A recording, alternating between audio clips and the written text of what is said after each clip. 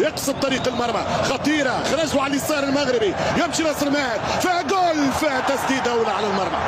أول تسديدة قريبة كانت من ناصر ماهر.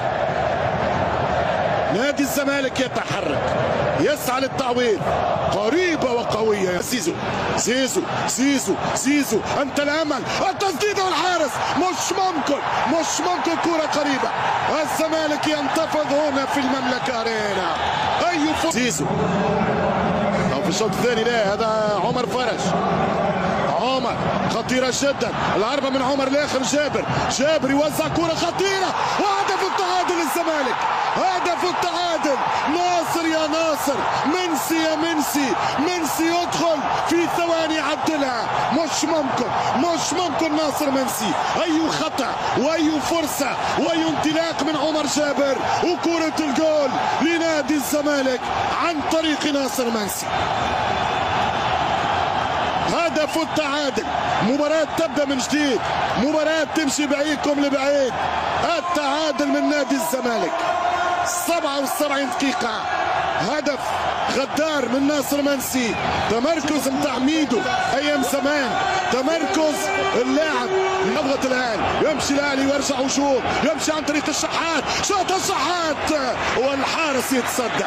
المباراة ولعت، المباراة شعلت الآن في عرضية. هو زيزو، هو الخطورة، هو أصل الخطر، بالراس يضرب الكرة وقريبة جدا يا منسي. وين كنت ناسينك يا ناصر؟ وين عواد؟ يمشي رامي ويسجل 1-0 النادي الأهلي. تابعها عواد ولكن خطفها رامي ربيعة. 1-0 للنادي الأهلي. إذا الزيزو ممكن يستكملها. يمشي كرة عبد الله السعيد ويحطها 1-1 يا عبدو. 1-1 كرة من عبد الله السعيد في المرز، يسجد ويمشي عمر كمال وعواد، كمال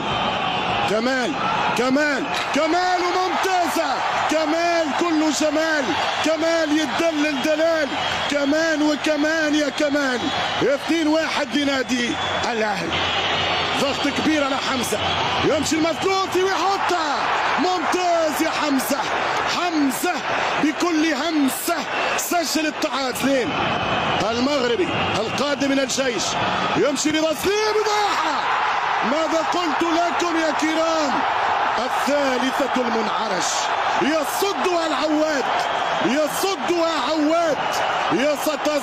عواد. ناصر وشني، من سيسجن الهدف، ويمشي ويحط